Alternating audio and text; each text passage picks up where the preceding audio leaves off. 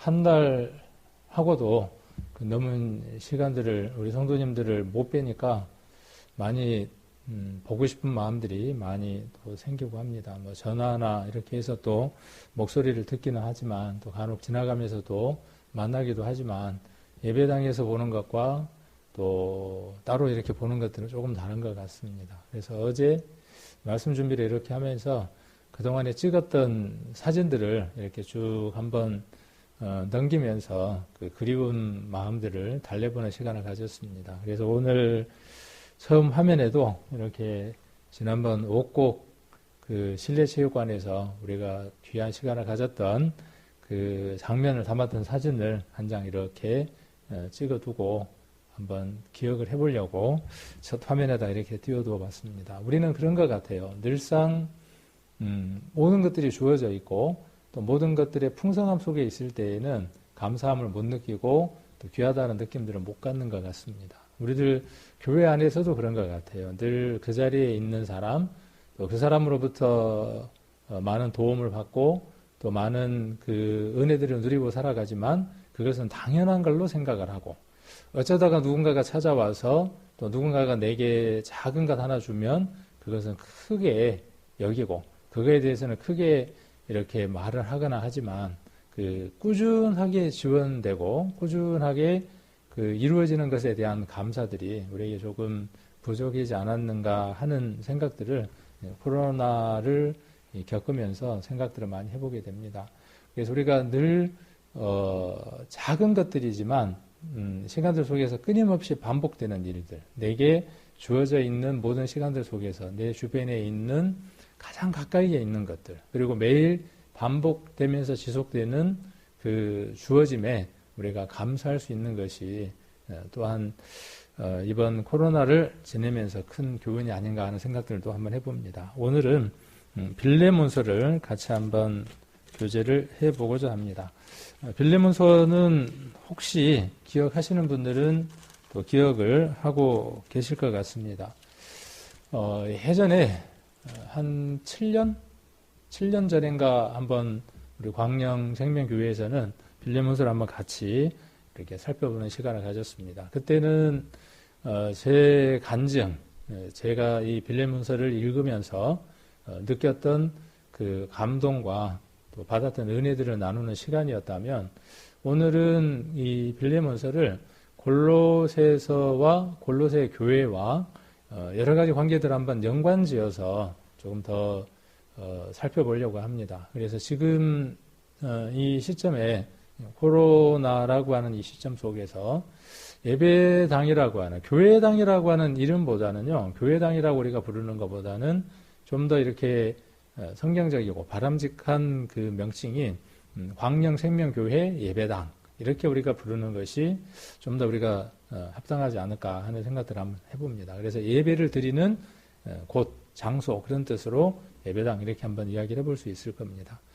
그래서 지금은 이 예배당에서 예배를 드리지 못하는 이 상황 속에서 교회의 의미들, 그 다음 또 예배를 우리가 지금 이렇게 드리고 있는데 이것들에 대한 또 어떤 새로운 접근들, 또 이걸 통해서 우리가 찾아가야 하는 것들, 이런 부분들을 한번 이렇게 다뤄보려고 빌레몬서를 한번 같이 살펴보려고 합니다. 빌레몬서 1절부터 3절까지를 같이 한번 천천히 읽도록 하겠습니다. 그리스도 예수를 위하여 갇힌 자 된 바울과 및 형제 디모데는 우리의 사랑을 받는 자요 동력자인 빌레몬과 및 자매 아비아와 및 우리와 함께 군사된 아키포와 내 집에 있는 교회에게 편지하노니 하나님 우리 아버지와 주 예수 그리스도로 쫓아 은혜와 평강이 너희에게 있을지어다. 아멘. 우리가 성경 가운데에서 가장 짧은 성경으로 알려져 있는 성경이기도 합니다. 헬라어 성경에는 약 300단어로 이루어져 있는 짧은 편지이기도 합니다. 근데 이 성경 안에는 많은 그 은혜들을 담고 있습니다. 처음 아까 제가 말씀드렸던 것처럼 제게 그 감동을 주었던 것은 구원받은 오네시모, 그러나 과거에 발목 잡혀서 하나님의 일을 할 수 없는 상태에 매여 있는 오네시모에게 바울이 중보자가 되고 또 그 오네시모가 어쩌면 2000년 전에 있었던 이 사건, 지금 시대도 있을 수 없는 귀한 것들을 담고 있죠.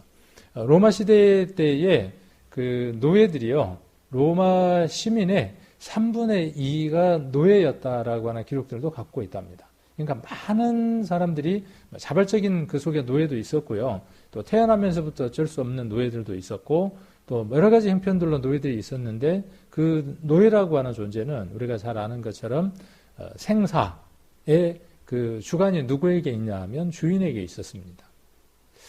근데 그 종이었던 오네시모가 주인의 품을 떠나고 어느 날 그 로마에 있었던 바울을 만나게 되고 그 감옥 속에서 이 바울을 통해서 구원함을 받게 됩니다.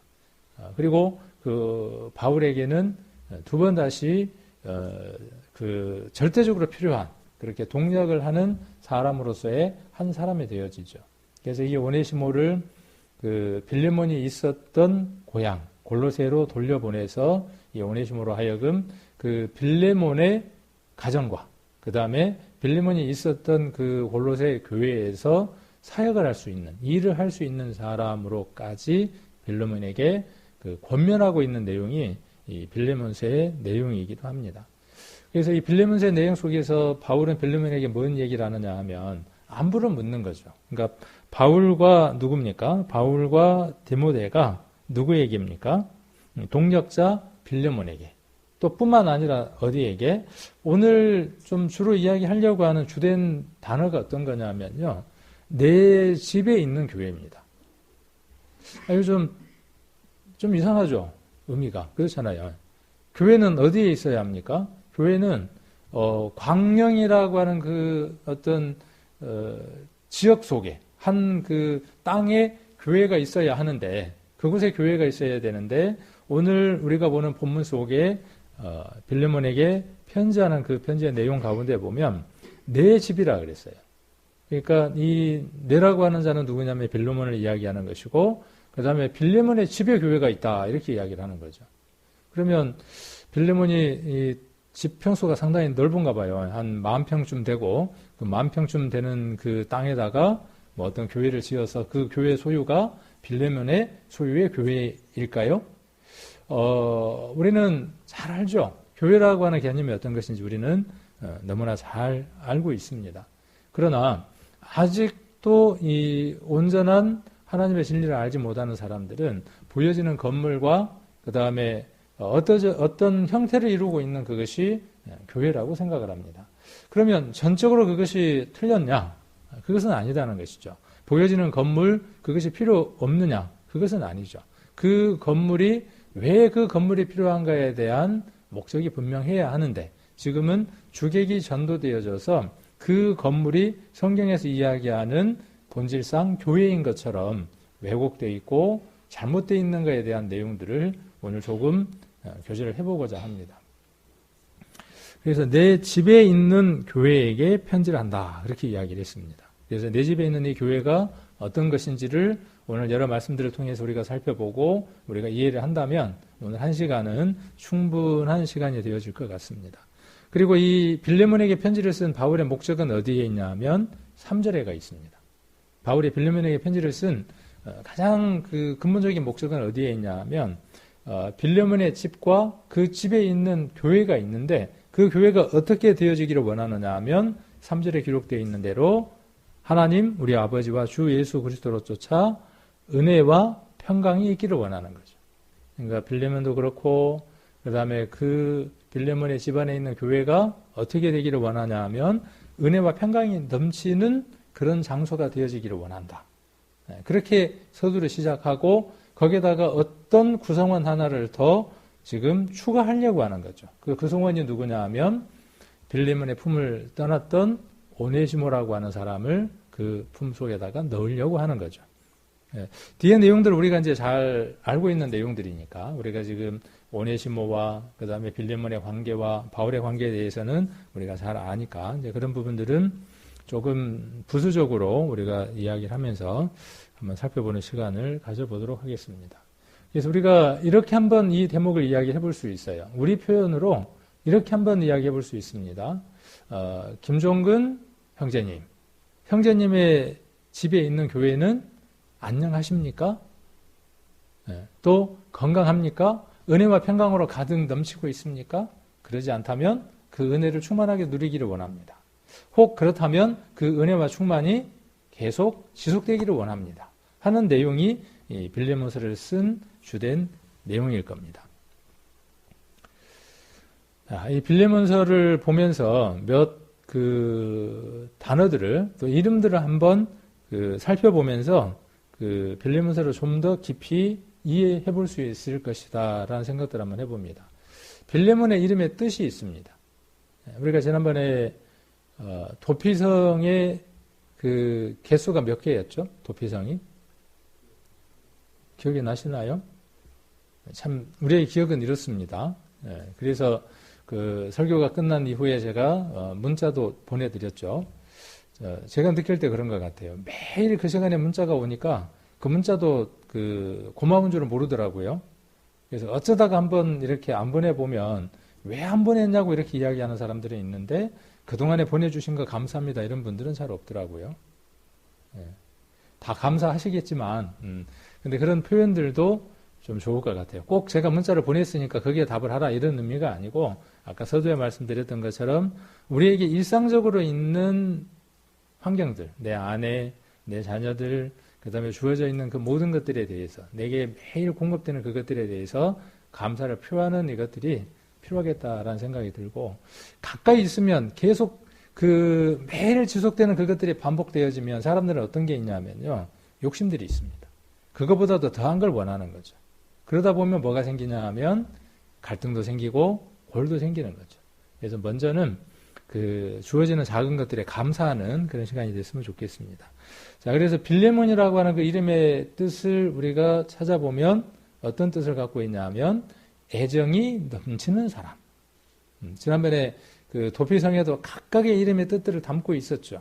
성경은 아주 작은 양에다가 수많은 하나님의 말씀과 교훈들을 담아야 하기 때문에 지명이라든지 인명이라든지 그 스토리 속에 우연이라는 게 없습니다.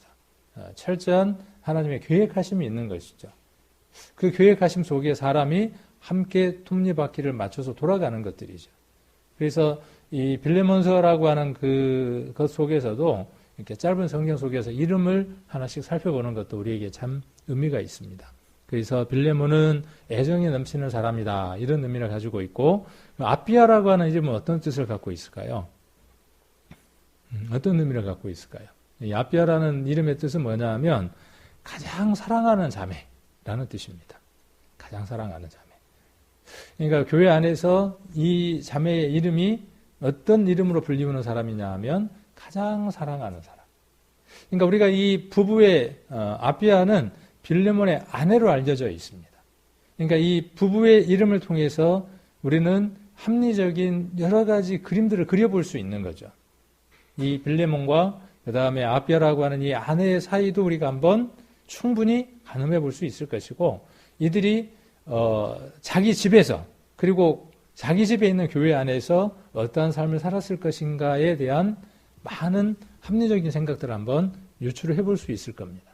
그 다음 아키포라고 하는 이 사람은 이 두 사람의 자녀로 알려져 있습니다. 그래서 이 아키포라고 하는 이름의 뜻은 어떤 이름을 갖고 있냐 하면 말주인. 말이 주인이면 좀 그렇고 그냥 여러 사전들을 보면 말주인이라고 되어 있는 데도 있고 그 다음에 또 혹은 마부라고 되어져 있는 그 사전들도 있습니다. 그러니까 말을 어떻게 하는 거죠? 관리하는 사람이죠. 이 속에서 우리가 하나 알 수 있는 게 뭐냐 하면 이 아키포라고 하는 사람이 얼마만큼 헌신하고 하나님의 일들을 했는가 하는 것들을 이 이름의 뜻에서 우리가 한번 또 살펴볼 수도 있습니다.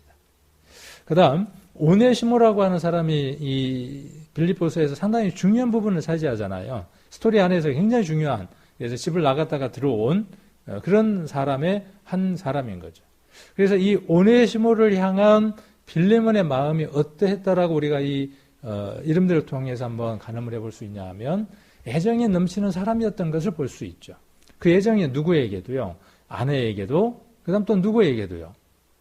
이 아키포에게도 아들에게도 말할 것도 없고 그 가정 안에 있는 소유되어진 종들에게까지 빌레몬의 마음은 어땠다는 것이죠? 애정이 넘쳐났다는 것이죠. 그 애정의 넘침이 결국은 오네시모를 수용하고 받아들이고 같은 바늘에서 동력을 할 수 있을 만큼 수용할 수 있는 믿음의 사람. 이게 굉장한 거죠. 그 시대를 봤을 때. 노예가 3분의 2였고 노예의 신분이 어떤 시대라는 것. 자기의 소유를 표시하기 위해서 뜨거운 그 쇠에다가 이마나 몸에다가 낙인을 찍었던 그런 시대죠. 잡히면 도망치다가 잡히면 죽는 것이죠. 그러함에도 불구하고 이 오네시모를 수용했던 사람. 오네시모라고 하는 이름의 뜻 어떤 이름을 갖고 있냐 하면 무익한 자입니다. 오네시모라고 하는 사람의 이름 뜻은 참 재밌어요. 무익해요. 그런데 바울은 이 오네시모라고 하는 사람의 이름의 의미를 이 빌레몬서에서 어떻게 바꿨냐 하면 이렇게 바꿨습니다. 11절에 보시면 저가 전에는 내게 무익하였으나 이제는 나와 내게 유익함으로. 그래서 오네시모라고 하는 이름은 무익한 자지만 유익한 자가 되어졌죠. 어쩌면 우리의 그 삶들을 우리의 모습들을 그 이름 속에다가 그대로 투영한 이름이 어쩌면 오네시모라고 하는 이름이 되어질 겁니다. 자, 그 다음 골로새라고 하는 이 지역은 이 네 사람들과 그리고 바울의 관계 속에서 필요한 지명이 되어지는 거죠. 골로새서를 잠깐 한번 보시면 골로새서 1장을 한번 보겠습니다. 골로새서 1장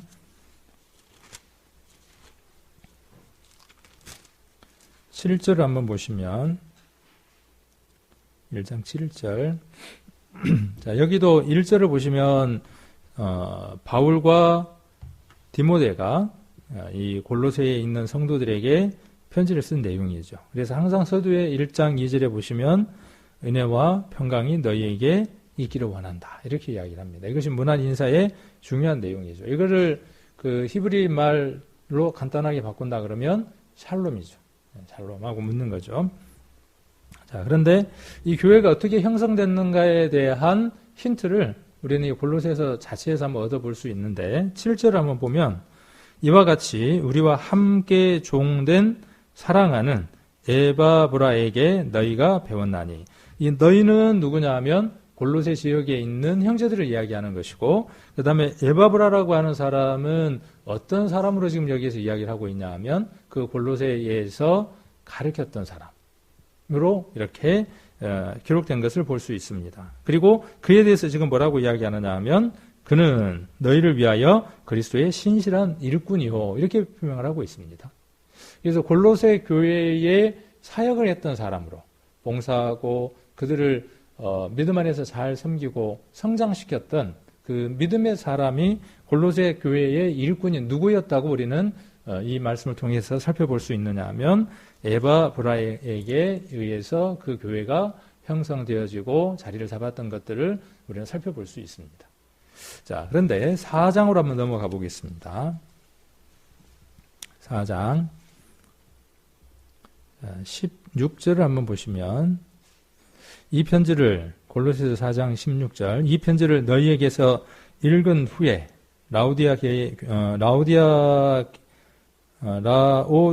라오디게아인의 발음이 잘 안 될 때가 있어요. 꼬여서 교회에서도 읽게 하고 또 라오디게아로서 오는 편지를 너희도 읽으라. 그러니까 지금 이걸 회람이라 그러죠. 돌려가면서 읽는 편지예요. 한 지역 교회만 주어진 편지가 아니라 이 아까 라오디게아 교회에도 편지가 주어졌고 그 주어진 편지가 또 여기에서 읽혀지고 이렇게 회람되어지는 편지인 거죠. 우리가 그렇죠.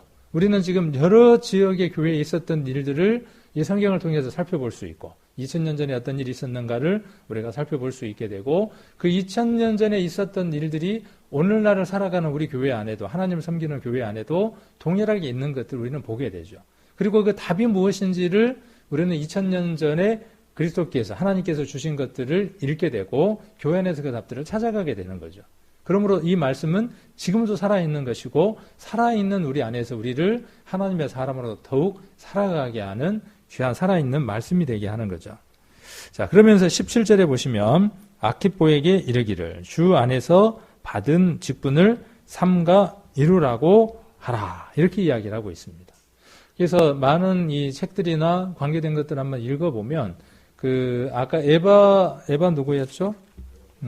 에바브라 후에 그 교회에서 그 골로새 교회를 담당하고 사역을 하고 그리스도의 일꾼으로 신실하게 일했던 사람을 누구로 지금 이야기하느냐 하면 아키포라고 하는 사람으로 이야기를 하는 겁니다.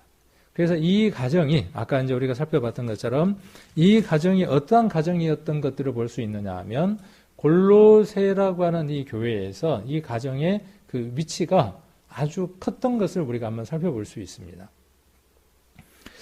자, 저와 여러분의 가정은 교회에서 어떤 위치입니까? 어떠한 영향력이 있고 어떠한 일들을 해나갑니까? 정말 한 가정의 가장인 그가 교회 안에서 애정에 넘치는 사람으로 불리웁니까? 물론 이 말씀은 제게도 한번 적용을 해봐야 되겠죠. 목사라고 하는 김종근, 그리고 목사의 자매로서 교회 안에서 봉사하는 자매 박자영. 그 자매가 이 교회 안에서 가장 사랑이 넘치는, 가장 모든 성도를 사랑하는 자매인지, 또 목사가 이 교회 안에서 모든 성도를 사랑하되 어떤 사람이든지 간에 그리스도의 그 사랑 안에서 정말 그 오네시모를 사랑하는 것처럼 그렇게 애정이 넘치는 사람인지, 이것은 제게 질문해야 될 질문이죠. 그리고 그 답들을 찾아가야 하겠죠. 항상 이렇게 설교를 하면 많은 성도님들이 그렇게 이야기를 합니다. 말은 참 잘하네. 저는 너는 하고 했습니다.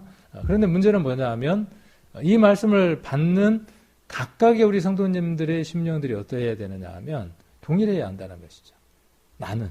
나는 지금 이 교회 안에서 어떤 모습인지, 그리고 이제 조금 후에 살펴보려고 하지만 이 가정들은 어떠했는지, 이 빌레몬의 가정이 어떠했는지를 우리가 오늘 살펴보려고 하는 거죠. 그래서 이런 부분들을 한번 더 살펴보려고 합니다. 그래서 우리들의 우리들의 한 가정이 이 빌레몬의 가정처럼 부부간에 정말 애정이 넘치고 사랑에 가득한 관계인지, 그리고 거기에 그 자녀마저도 하나님의 일꾼으로서 드려진 자녀로서 마부처럼 그렇게 끊임없이 그 하나님의 일을 했던 사람의 자녀로서 하나님 앞에 기록되어지는 그러한 가정인지, 이 가정이 어떠한 가정이냐 하면 하나님 안에서 아담과 하와가 창조되어졌던 그 에덴 동산 안에 처음에 그 가정의 회복입니다. 우리의 가정은 어떠한 가정이 되어져야 되느냐 하면 아담과 하와가 처음 지음을 받았을 때 그 아담이 너는 내 거다 라고 그렇게 생각했던 그 생각이 아닌, 정말 하나님이 아담이 그 하와를 보고 그렇게 했던 그것들이 아니라 정말 하와가 지음받은 그 지음받은 대로 아담이 받아들이고, 아담은 또한 그렇게 받아들여야 하고 하와도 마찬가지여야 되겠죠. 그래서 그 가정이 정말 즐겁고 기쁨이 넘치는, 그래서 하나님 앞에 기쁨을 드리는 그 가정이 되어지는 것이 하나님께서 처음 가정을 창조하신 목적입니다. 그래서 이 세상의 모든 공동체를 이루는 최소한의 공동체가 무엇이냐 하면 가정입니다. 그래서 그 가정을 통해서 생육하고 번성함으로 말미암아 작은 부락들이라든지 작은 공동체가 형성이 되고 그 공동체가 다시 어떤 민족을 이루기도 하고 나라를 이루기도 하는 것이죠. 그래서 지금은 지구촌이라고 그렇게 이야기를 하죠. 그렇게 형성되어 가는 것이죠. 그래서 전 세계가 하나님의 말씀으로 구원함을 받으려면 어디에 초점이 있어져야 되느냐 하면 작은 공동체인 가정이 하나님의 말씀으로서 충만하게 채워져야 하는 것이 어쩌면 하나님이 보시는 관점 속에서의 복음 전파의 첫 위치가 아닌가 하는 부분들을 우리가 한번 생각을 해볼 수 있을 겁니다. 그런 것처럼 아까 살펴봤던 것처럼 골로새 교회는 골로새 교회는 아까 빌레몬이라고 하는 그 가정을 중심으로 해서 교회가 형성이 되어지고 또 하나님의 그 역사가 이루어져 가는 귀한 가정들이 되었던 것들을 볼 수 있습니다. 그 안에 그의 아들이 교회 안에서 하나님의 일을 할 수 있을 만큼 그 부모가 뒤에서 충분한 기도와 또 후원을 했을 것이라고 하는 것들을 우리는 성경을 통해서 충분히 이렇게 한번 살펴볼 수 있습니다. 그래서 초대 교회는 우리가 사도행전을 통해서 쭉 한번 살펴보면 초대 교회는 건물 중심이 아니었다는 걸 알 수 있습니다. 복음이 전해지고 또 많은 말씀이 변론되어지고 선포되어지는 데에 그 장소는 유대인의 회당이었던 걸 알 수 있습니다. 그렇죠? 우리가 사도행전을 보면 그 바울도 그렇고 많은 복음을 전했던 그 선진들이 어디에서 말씀을 전파했느냐 하면 회당을, 유대인들의 그 회당, 그 디아스포라 이후에 그들이 자기들의 그 정체성을 찾기 위해서 10명이 모이면 작은 장소인 그 회당을 만들어서 말씀을 가르쳤던 그 장소, 그 장소에서 그들이 무엇을 했느냐 하면 말씀을 선포했습니다. 그리고 그 선포된 것들을 통해서 한 사람씩 한 사람씩 구원을 받게 되고 그 구원을 받은 가정들을 중심으로 해서 부부들을 중심으로 해서 그곳에서 모여지는 사람의 수들이 점점 늘어나게 되는 것이죠. 그렇게 늘어난 수들의 그 집합체 그리고 그렇게 모여진 사람들이 모일 장소가 필요해서 만든 건물 그것이 교회 당이 되어진 것이죠. 그래서 그 AD 300년 그러니까 예수님 십자가에 못 박혀 돌아가시고 난 이후 300년이 되기 전까지는 지금 우리가 보는 것처럼 이런 건물들이 거의 없었다는 것이죠. 교회라고 하는 예배당이라고 하는 건물이 없이 어디 중심으로 모였느냐 하면 주어지는 그 가정 속에서 어떤 형태의 건물 속에서 자그마한 그 건물 속에서 모임들이 이루어졌던 것들을 우리 성경을 통해서 특히 사도행전을 통해서 우리가 한번 살펴볼 수 있습니다. 예루살렘 교회는 어디에서 형성이 됐나요? 오순절날 성령이 임하고 우리가 한번 이런 것들을 한번 확인해 보려고 하는 겁니다. 우리가 그 가정이라고 하는 걸 중심으로 해서 구원받은 한 사람, 부부 그리고 자녀 그렇게 해서 그곳에서 새로 구원받은 사람들이 한 사람 한 사람 들어오게 되고 그 사람들을 중심으로 해서 교회가 형성되어졌던 이 원리는 사도행전의 원리이기도 하죠. 그래서 예루살렘 교회도 다락방에서 그렇죠. 작은 그 다락방에서 오순절날 성령이 임하게 되고 거기에서 교회가 형성되기 시작을 합니다. 고린도 교회는 어디에서 교회가 형성됐을까요? 고린도 교회. 우리가 사도행전을 읽으면 교회들이 어떻게 형성됐는가에 대한 것들을 잘 우리가 찾아갈 수 있습니다. 사도행전을 한번 읽어보면 고린도 교회가 어떻게 형성됐는가를 한번 살펴보면 사도행전 18장을 한번 보겠습니다. 사도행전 18장 고린도 교회가 어떻게 형성됐는가를 한번 보려고 하는 겁니다. 18장 7절을 한번 보시면 고린도 사도행전 18장은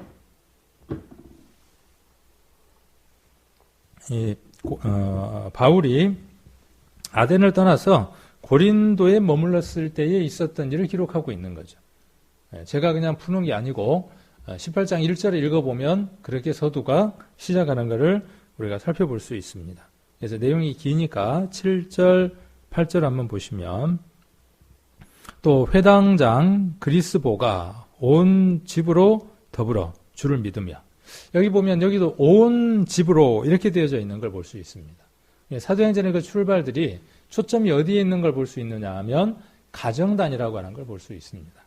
그래서 온 집으로 더불어 주를 믿으며 수다한 7절 먼저 한번 보겠습니다. 7절 거기서 옮겨 하나님을 공경하는 디도 유스도라 하는 사람의 집에 들어가니 그 집이 회당 옆이라 그랬죠. 아까 우리 그 10명씩 모이는 그 회당 옆에 그러니까 주로 그 사도들이 가서 그 회당에서 주로 말씀을 전했는데 그 전해진 바로 옆에 우리 교회도 그런 분들이 들어 계시잖아요. 교회가 있으면 어디 옆으로 자꾸 이사를 올라 그래요?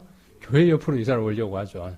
여기도 아마 그랬던 것 같아요. 아니면 그 근처에 살면서 그런 기회가 부여됐던 사람. 그러니까 그 사람으로 지금 누가 나오느냐 하면 유스도라고 하는 사람이 나옵니다.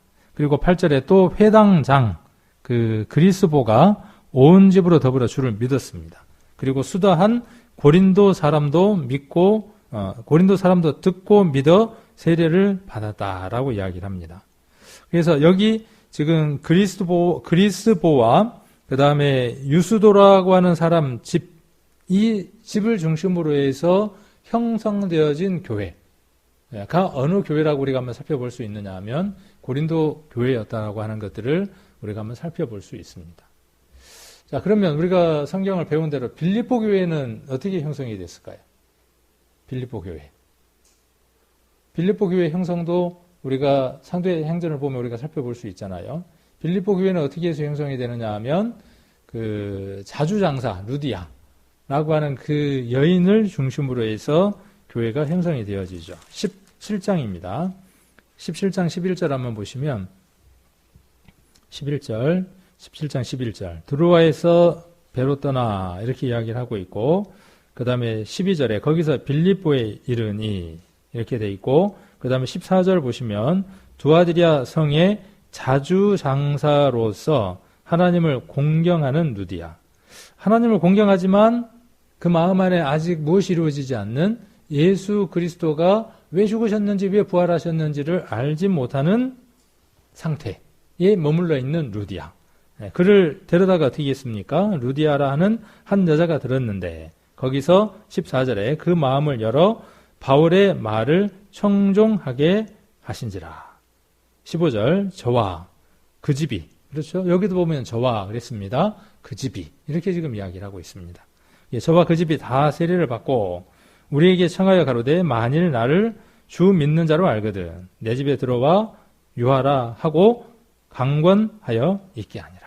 그래서 구원함을 받고 그 집에서 루디아의 집에서 거점을 삼고 그들이 무엇을 하게 되는 거죠? 하나님의 말씀을 충만하게 편만하게 전하는 거죠. 그래서 루디아라고 하는 그 가정을 중심으로 해서 한 사람 구원받게 된 곳. 그래서 루디아가 중심이 된 루디아의 집. 그리고 그 루디아의 집에서 한 사람 구원을 받게 돼요. 그 사람들에 대해서 지금 빌레몬서는 어떻게 표현하고 있느냐 하면 내 집에 있는 교회라고 이야기를 하는 겁니다. 그러니까 루디아라고 하는 여인에게 만일 편지를 쓴다 그러면 바울이 뭐라고 이야기를 하겠어요?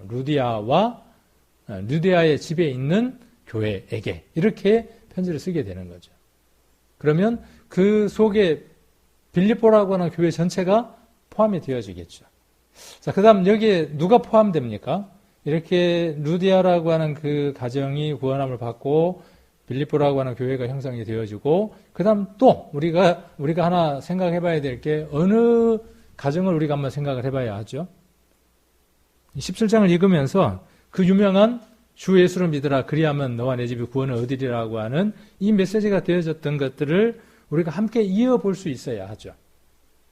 자, 그래서 이 간수의 가정 그렇죠? 이 간수의 가정도 우리가 쭉 한번 살펴보시면 32절 한번 보시면 주의 말씀을 제가 지금 17장이라 그랬나요? 아까?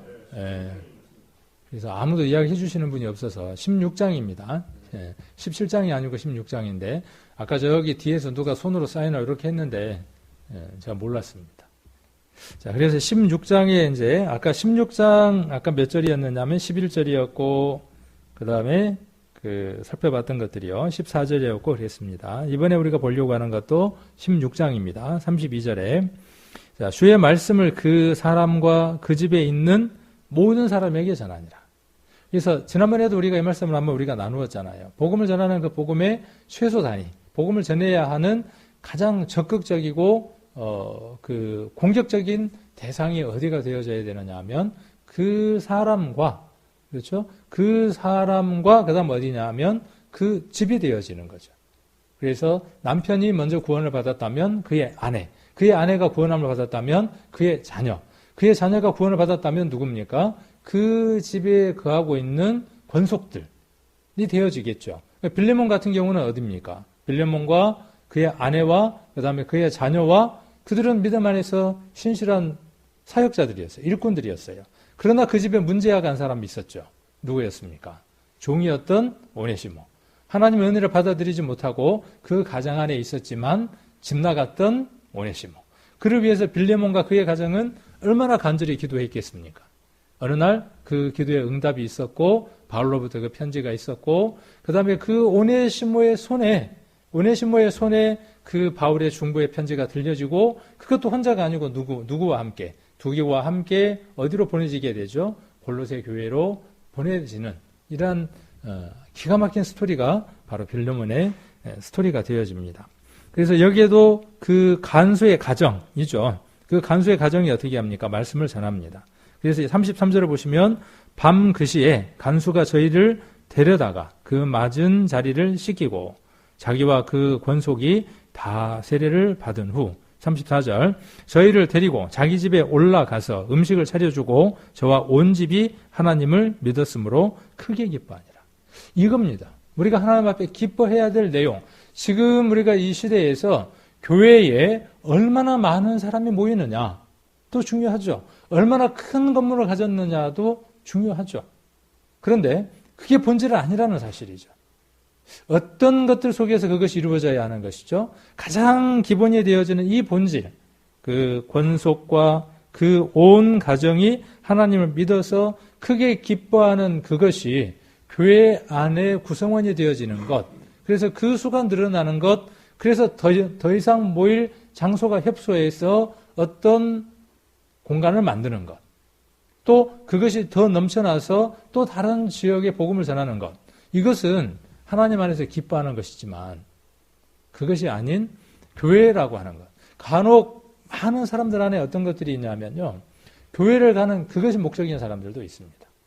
우리들 교회도 그럴 수 있습니다. 이번에 우리가 뭘 한번 잘 우리가 돌아보아야 하느냐 하면 내가 왜 그동안에 교회를 주일, 수요일, 금요일 나갔을까? 내가 그동안에 성경을 어떻게 읽어왔을까?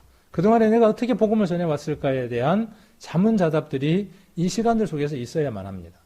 그래서 혹자는 어떤 것들이 있냐 하면 성경을 읽는 게 배설입니다. 교회를 나오는 게 배설입니다. 그것이 마치 신앙에 있어서 목표고 그것이 마치 신앙에 있어서 면류관이에요. 자랑거리예요. 그러면 그것이 틀렸냐? 잘못됐다고 말하는 것이냐? 아닙니다. 그것도 필요합니다. 그것이 없으면 교회는 또한 어때요? 잠자는 교회가 되어지니까 그것도 필요하죠. 그러나 그 본질적인 것 속에서 무엇이 있어야 된다는 거죠? 가장 최소 단위가 되는 그 가정이 어떤 상태가 되어지는 것. 이렇게 은혜와 그 은혜가 충만한 상태가 되어지는 것. 은혜와 평강이 충만한 상태가 되어지는 교회가 되어지는 것. 그 구원받은 사람의 가정이. 그래서 사도행전은 늘 무엇을 이야기하느냐 하면 이렇게 되어졌다고 하는 것들을 계속 이야기합니다. 한 사람이 구원을 받았다. 그 구원함을 받은 사람이 거기에 머물러 있는 것이 아니라 자기 아내와 권속들에게 복음을 전했다. 그래서 한 가정이 어떻게 되어졌다. 기뻐했다. 그리고 그 가정이 다시 어떻게 되어졌다. 유기적으로 다른 그 교회와 다른 가정과 유기적으로 결합해서 더 큰 어떤 조직이 되어졌다. 우리 이런 게 있잖아요. 우리 전도 집회 때도 자주 이야기하지만 몸 안에 가장 큰 세포, 남녀의 세포 가운데에서 남자에게 있는 세포 가운데에서 가장 작은 세포가 정자고, 그래서 미세 협력형으로 들어봐야 되고, 여자의 그 몸 안에 있는 세포 가운데 가장 큰 세포가 난자라고 하는 세포라고 한답니다. 그러니까 가장 큰 세포와 가장 작은 세포가 만나서 하나가 되어지죠. 그리고 하나가 되어진 다음에 어떻게 되어집니까? 이게 분열되고 또 분열되고 분열되어져서 어떻게 되어지느냐 하면 사람의 형체를 이루는 거죠. 이걸 우리가 역으로 한번 생각을 해봅시다. 역으로. 작은 세포 하나 우리가 교회가 되어지는 거죠. 작은 교회가 되어지고 그 교회가 다시 둘로 확산되어지는 거죠. 또 확산되어지고 또 확산되어져야 교회라고 하는 몸을 이루는 거죠. 그래서 그 세포 하나가 온전해야 된다는 거죠. 든든해야 한다는 겁니다. 조금 더 뒤로 넘어가서 우리가 이 부분은 잘 관심을 안 두는 것 같아요. 40절 한번 보시면, 자, 40절을 보시면 두 사람이 옥에서 나가 루디아의 집에 들어가서 형제들을 만나보고 위로하고 가니라. 이 두 사람은 지금 바울과 실라가 되겠죠. 그리고 아까 앞에 그 간수의 얘기가 정확하게 어떤 연결들에 대한 그 연결점들은 우리가 성경을 통해서 명확하게 찾을 수는 없지만은 합리적으로 어떤 생각들을 해볼 수 있느냐 하면 앞에 6장 11절과 끝에 40절에 나와 있는 이 루디아의 집이라고 하는 것을 영장성상에다가 두게 되면 바울과 실라가 그렇죠. 거기 간수의 집에서 온 가정이 구원받게 하고 구원받게 하고 난 다음에 그들이 어떻게 했을 것 같습니까? 거기에 구원받아서 한 가정을 이루었던 자주 장사 루디아의 집에다가 이 간수들을 연결해 주지 않았겠냐는 거죠. 이렇게 해서 형성된 교회, 이렇게 해서 더 많은 복음을 전하게 된 교회, 그 교회가 어디냐 하면 빌립보 교회가 되어지는 것이죠. 오늘 이 빌레몬서 안에는 골로새서가 어떻게 형성된 것에 대한 밑그림들은 이 빌립보서처럼 명확하지는 않지만 어떤 걸 통해서요? 아까 빌레몬과 아피아와 아키포라고 하는 사람의 그 기록들을 우리가 빌레몬서라든가 또 골로새서에서 찾으면서 그들이 그 골로새 교회 안에서 루디아 가정처럼 그러한 일들을 했을 것이라고 하는 것들을 자연스럽게 우리가 생각을 해볼 수 있게 되는 겁니다. 성경 속에 보시면 내 집에 있는 교회라고 하는 이런 비슷한 유형들이 신약 성경 안에는 아주 많이 찾을 수 있습니다. 그런데 이 문맥에 대한 것들을 직접적으로 거의 유사한 성경들이 한 4구절 정도가 있습니다. 그래서 이 4구절 정도를 한번 찾아서 오늘 제가 이야기하려고 하는 것에 대한 이해를 좀 도우려고 합니다. 로마서 16장 5절 한번 보겠습니다. 로마서 16장 5절. 저는 로마서 16장이 참 그 힘이 되고 위로가 되는 말씀이기도 합니다. 왜냐하면 이름이 있는 사람도 있고 복음을 위해서 일했던 사람들의 이름들도 있고 이름들도 없는 어떤 사람들이 있지만 각각 다 무난하는 내용의 글들이 적혀 있습니다. 아마 우리가 하나님 앞에 섰을 때 7년 환란이고 공중에서 7년 혼인잔치를 했을 때 그곳에서 간혹 제가 그런 얘기를 하지만 그곳에서 많은 스토리들이 풀려지지 않을까 하는 생각들을 해봅니다. 내가 어려움들이 있을 때 내가 딛고 일어섰을 때 그것 속에서 누군가가 나를 위해서 기도하고 물질을 쏟았던 그 가려졌던 것들이 그날 보상으로 나타날 거라는 거죠. 그래서 A라는 성도가 B라는 성도를 위해서 이렇게 애썼습니다 하는 그 내용들이 아마 7년 환란 동안 오픈되지 않을까. 그래서 감사하고 눈물 흘리는 그 시간들을 7년 동안 갖지 않을까 하는 생각들을 한번 해봅니다. 그래서 16장 5절 한번 보시면 이렇게 기록하고 있습니다. 또 저의 교회에게도 이렇게 이야기를 하고 있죠. 그럼 이 저의 교회는 어디일까요? 3절부터 한번 읽어보면 너희가 그리스도 예수 안에서 나의 동력자들인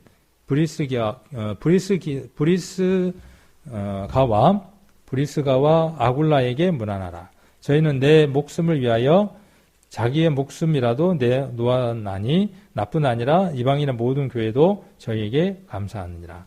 또 저의 교회에게도 문안하라. 이 저의 교회라고 지금 이야기를 하고 있죠.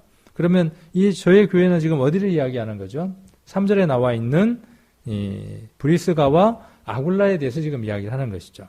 그리고 나의 사랑하는 에베네도에게 문안하라. 저는 아시아에서 그리스도께 처음 익은 열매니라. 이렇게 이야기를 하고 있습니다. 그리고 16장도 한번 찾아보겠습니다. 고린도전서 16장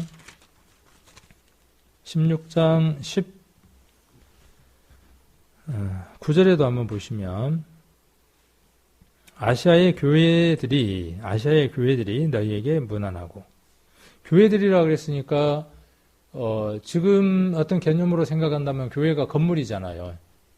예, 뭐 광령 생명교회. 그러면 그 건물이 사람에게 문안을 한대요. 이렇게 이해가 되어질 수 있죠. 어디는요? 더러 세상은. 예, 한 건물이 교회니까 그 건물의 교회, 그 건물 속에 성도들이 있는 것으로 개념을 정리한다 그러면 이 성경의 말씀들은 참 이해하기 어려운 것들이 되어지죠. 그래서 아시아의 교회들이라고 이야기를 하고 있고 너희에게 문안하고 아굴라와 여기는 이름이 이제 반대로 나오네요. 브리스가와 및 그 집에 있는이라고 되어 있죠. 그 집에 있는 교회가 주 안에서 너희에게 간절히 문안하고 그러니까 아까 집이 있고 그 집 안에 또 뭐 건물 교회가 있다는 얘기인가요? 여러분들은 이제 답을 알고 계시지만, 자, 그 다음 또 어디를 한번 보느냐 하면 골로새서 4장을 한번 보겠습니다. 골로새서 4장 15절.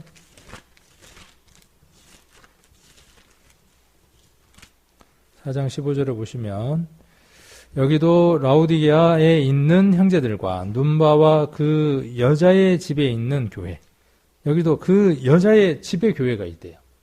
그러니까 이 여자가 교회를 하나 차려갖고 거기다 건물을 지어서 거기에서 지금 뭔가를 하고 있는가 봐요. 그런 것이 아니라고 하는 것들을 우리가 이제 살펴보기 위한 것이죠. 그래서 그 집에 있는, 그 여자의 집에 있는 교회는 답을 이야기한다면 누구를 이야기하느냐 하면 그 가정 안에 있는 형제, 자매를 이야기하는 것이죠.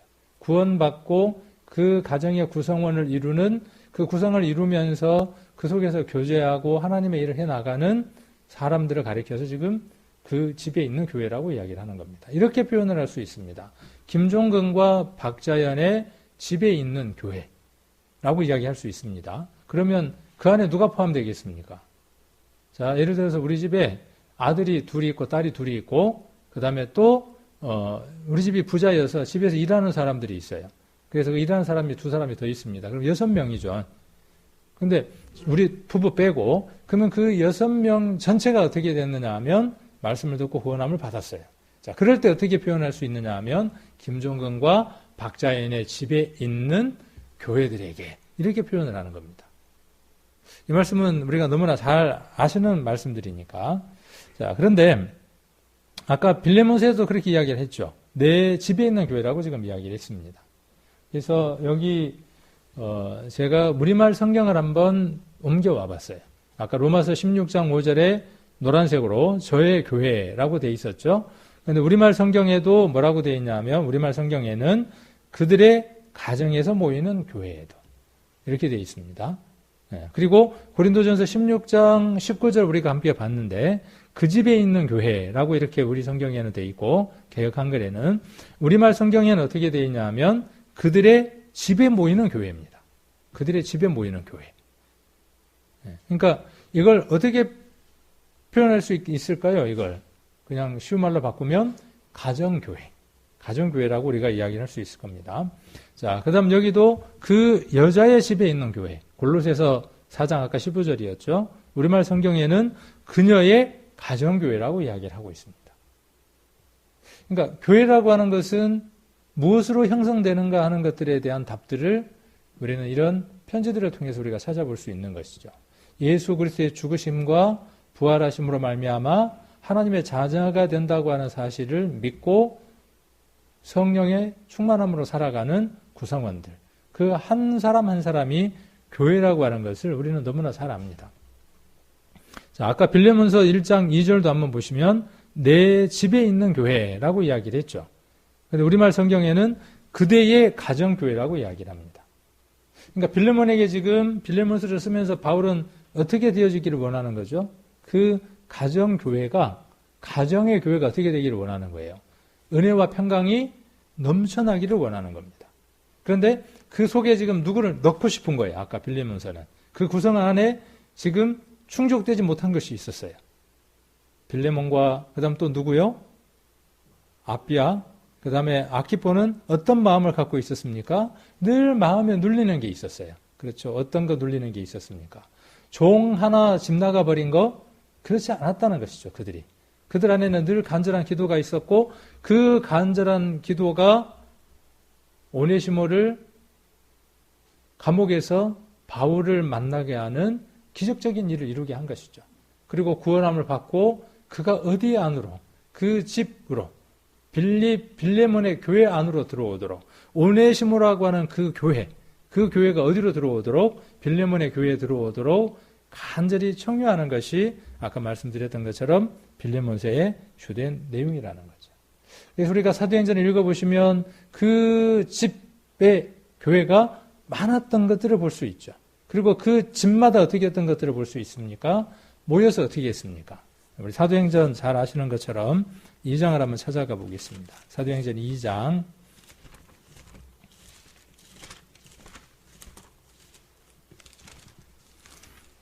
사도행전 2장으로 한번 가보시면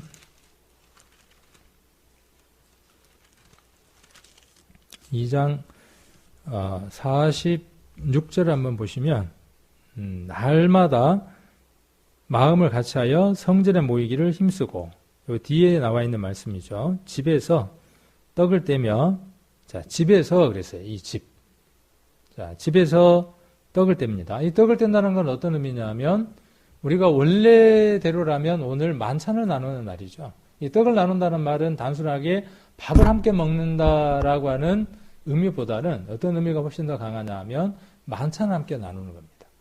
그러니까 가정이 지금 어떻게 되어져 있는 거예요? 예배의 형태를 다 띠고 있는 겁니다. 예배의 형태를 이루고 있는 겁니다.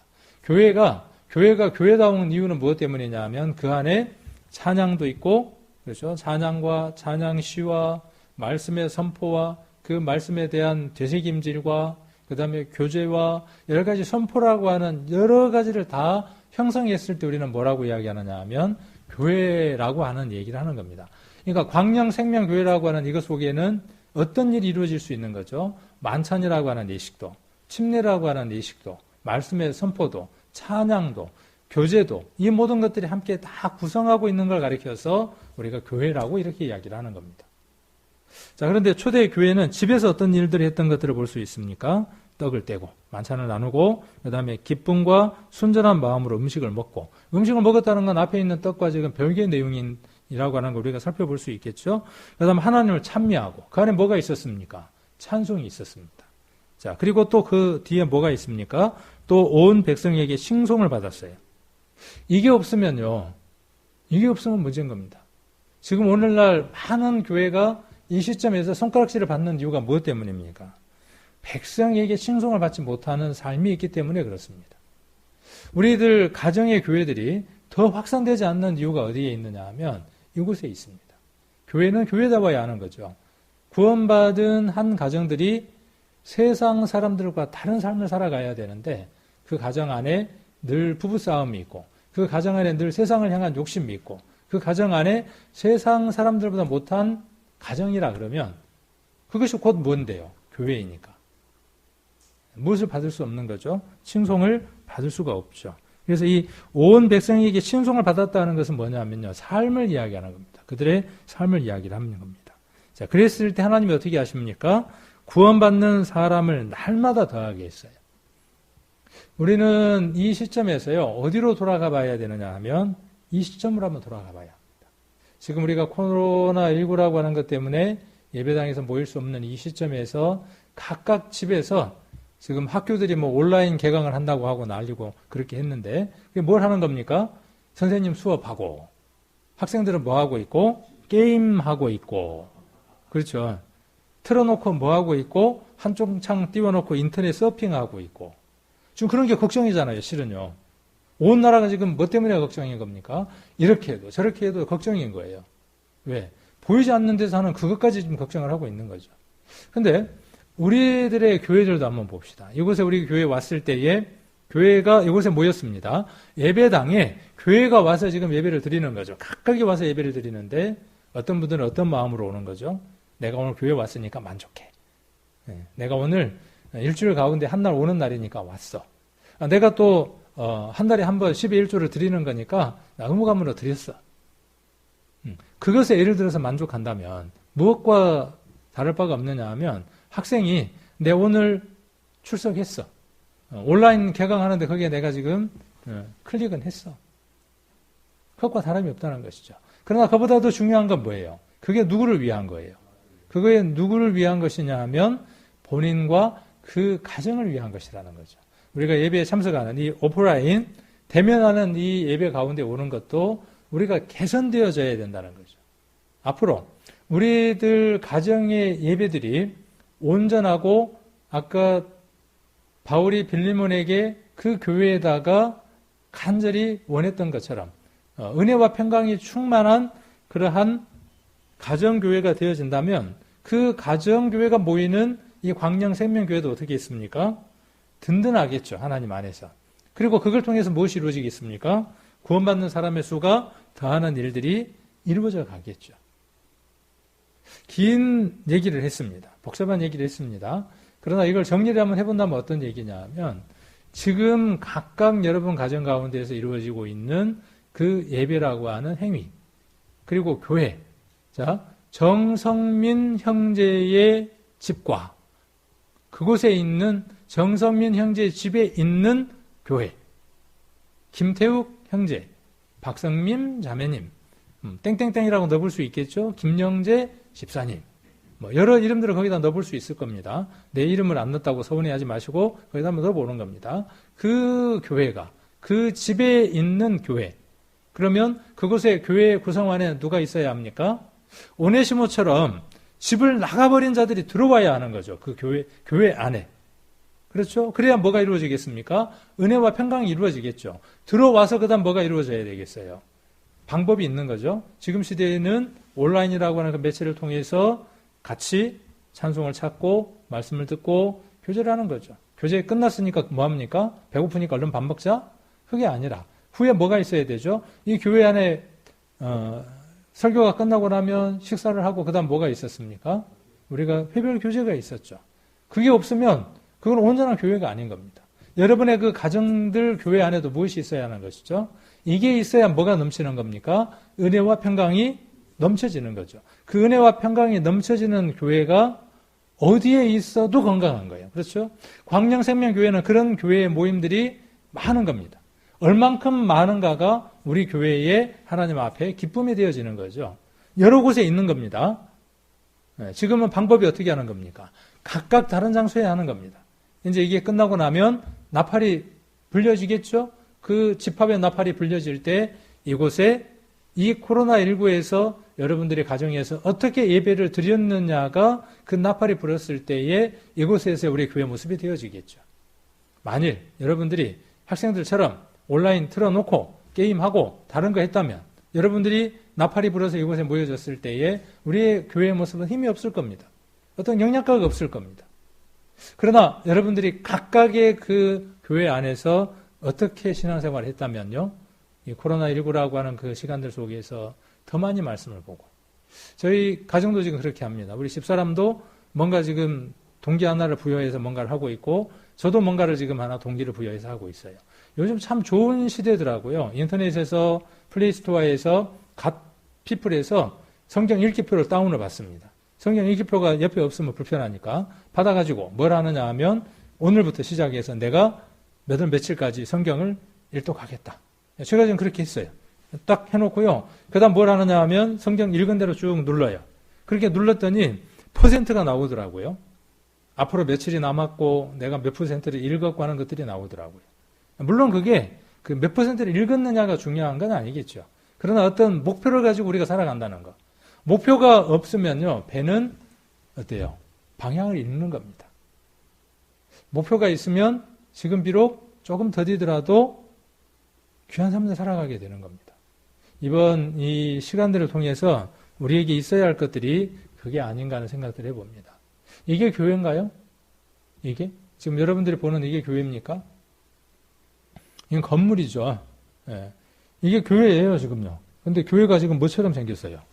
저게 모이면 몇 사람이 모일 것 같습니까? 근데 저게 하루에 한 번 예배를 보는 게 아니라 하루에 몇 번씩, 몇 부, 10부까지 봐요.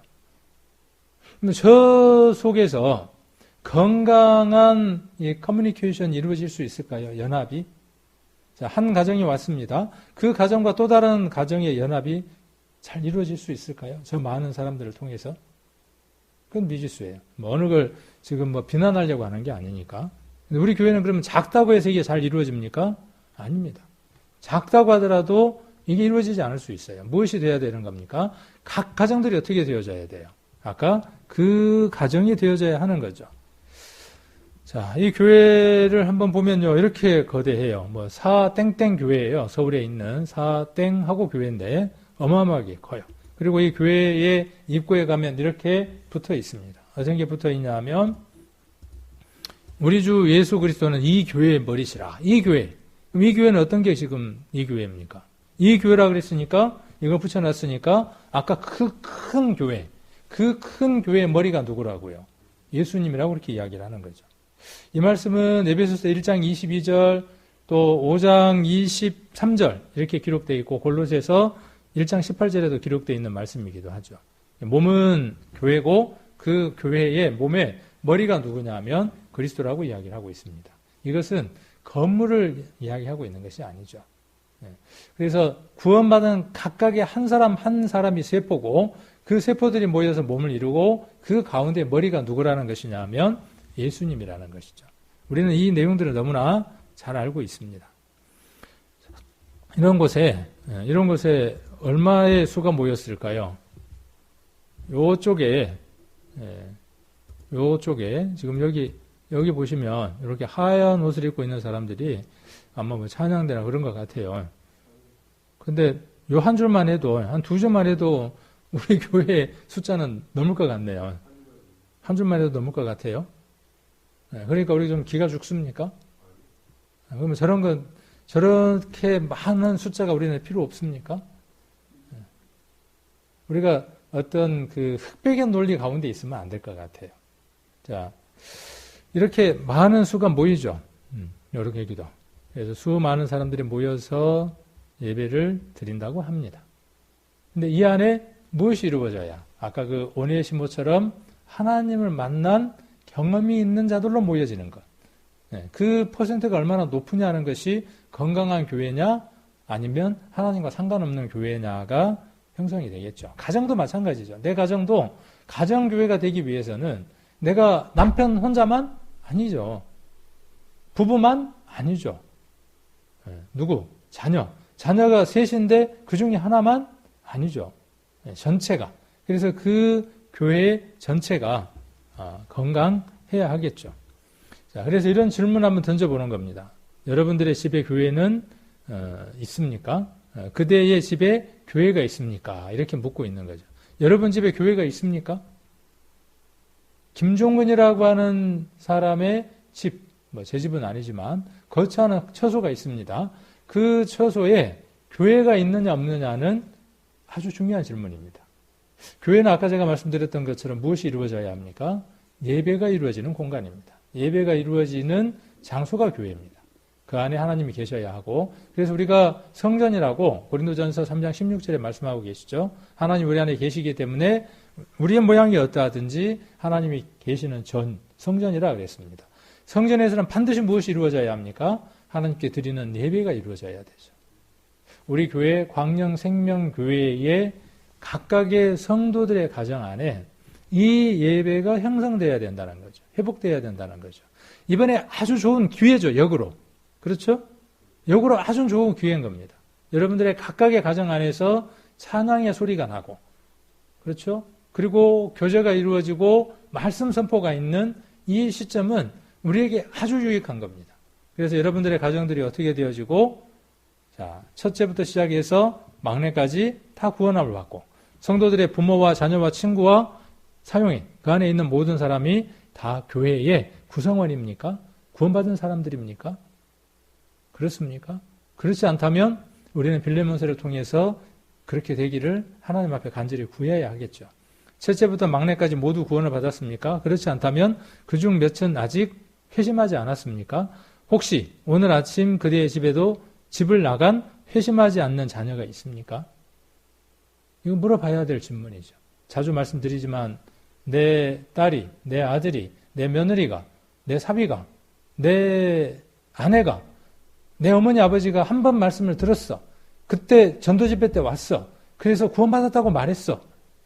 가 아니라 여기 중요한 초점 회심이라고 이야기를 했습니다. 이 회심, 진정 하나님 앞에 돌아오는 이 회심이 없으면 구원이 아닙니다. 후회하고 뉘우치는 것 회심 아닙니다. 회심이라고 하는 의미는 특별한 것입니다. 사단되었던 곳에서 하나님께로 돌아가려고 하는 돌아간 마음, 사단에게서 하나님께로 돌아서버린 마음이 회심입니다. 그 회심된 마음 안에 복음이 자리 잡게 되는 겁니다. 아, 그래, 그런 사실이 있어. 그건 회심이 아닙니다. 받아들인 게 아닙니다. 그런데 우리는 받아들였다라고 생각하고 싶은 겁니다. 그렇게 위로를 하고 싶은 겁니다. 자, 그대의 가족의 한 사람이 교인이 출석했습니까? 말이 좀 어렵네요. 가족교회에, 오늘 가족교회입니다. 각각 여러 처소에서 지금 가족교회가 예배를 드리고 있습니다. 그런데 그곳에 교인이 출석했습니까? 늘 보던 교인입니까? 새로운 교인입니까? 그 가정교회에 새로운 교인이 늘어나야 하는 거죠. 이번 코로나19를 통해서요, 그 교회라고 하는 이 지점에서 가정이라고 하는 그 지점을 통해서 새로운 교인이, 새로운 말씀을 깨달은 사람들이 생길 수 있도록 우리의 전도의 방법이, 생각의 방법들이 전환돼야 될 필요성들이 있습니다. 이것이 지금 우리에게 중요한 문제인 것 같습니다. 만일 그대의 집에 이런 교회가 있다면, 교인이 참석하고 그곳에서 예배가 이루어진다면 그 교회 질서를 잘 유지하십시오. 그래서 이불 속에서 머리만 삐끔 내밀고 입에 침이 이렇게 찌 묻은 상태에서 찬양을 드리고 하는 것은요, 교회의 바른 모습이 아닙니다. 그건 교회의 모습이 아닌 겁니다. 우리가 이 예배에 참석할 때에도, 예배당에 올 때에도 깨끗한 옷을 입고 단정하게 교회에 오는 것처럼요, 그 가정 안에서도 어떤 예배가 이루어져야 됩니까? 그 집 가운데에서 따로 장소를 구별을 해서, 개들도 짐승도 어떻습니까? 밥 먹는 곳 따로 있고 응가하는 곳 따로 있는 것처럼 그 가정 가운데에서 가장 깨끗한 장소, 정결한 장소, 밝은 장소에서 갖추어 두고, 그리고 함께 찬양을 드리고 그 찬양 이후에 함께 무엇을 하는, 교제를 나누는, 이것이 뭐냐 하면 온전한 교회들의 모습인 겁니다. 이것이 된다면요, 어디에 있어도 상관이 없습니다. 그렇죠? 이 기간이 얼만큼 길어도 상관이 없습니다. 그렇죠? 하나님에게는 무엇이 더 중요한 거니까요? 그게 훨씬 더 중요한 거니까. 그래서 모두 하나님의 눈앞에 있는 것 같이 행동하십시오. 그리고 모두의 일상사, 일반에 있는 일들이 있어서 거룩함과 부지런함과 친절함과 성실함을 가지고 활동하십시오. 살아가십시오. 보통의 가정보다 가족교회, 가정교회에 하나님께서 거시는 기대가 큽니다. 가족 예배는 더 경건하고 더 정성스러워야 합니다. 내적 사랑은 더 따뜻하고 온전해져야 하고 외적 행동도 더욱 성결하고 그리스도를 닮아야 합니다. 아까 사도행전 2장에 나와 있는 백성들에게 칭송을 받는 그 일, 가족 교회도 한 교회로서 하나의 온 우주적 교회의 위대한 머리 되신 주님께로 날마다 나아가야 합니다. 이것이 바른 교회고 그 바른 교회의 표본이 빌레몬서에 기록되어 있는 겁니다. 그런 기록들이 거기만 있는 게 아니죠. 우리 지금 코로나19를 통해서 우리들 교회 안에도 이루어져 가고 있죠. 밴드에 인증샷들이 있어서 제가 좀 모아봤어요. 모아보니까 그 빌레몬 교회 같은 그 교회들이 2000년 전에만 있는 게 아니라 이 코로나19를 통해서 우리들 교회 안에도 이루어지고 가고 있는 것들이 참으로 감사가 되더라고요. 여기 누집 아들내미인지는 모르겠지만 제법 사람 모습이 되어가죠. 그리스도의 사람의 모습이 찬양을 하고 합니다. 거기에 또 잘 아는 사람이 또 한 사람 와 있네요. 이런 모습, 좀 낯설지만은 이런 모습들을 통해서 우리가 그리스도에게 가까이 가고 가족들이 끈끈하게 뭉쳐지고 그 속에서 또 다른 구원받지 못한 가족들을 그 가정의 교회인으로 흡수해 드리는 겁니다. 이것이 진정 교회가 더 커져 나가는, 확산돼 나가는 바른 모습인 겁니다. 자, 여기는 누구 집인지 모르겠지만 이 집도 지금 텔레비에 큰 화면으로 신명기 지난번에 있었던 것들이 나오네요. 이런 것도 우리가 시대의 한 방법인 거죠. 이 집은 누구 집인지는 모르겠는데 최근의 영상은 아니고 전도 집회예요. 그러니까 전도 집회 영상을 틀어놓고 지금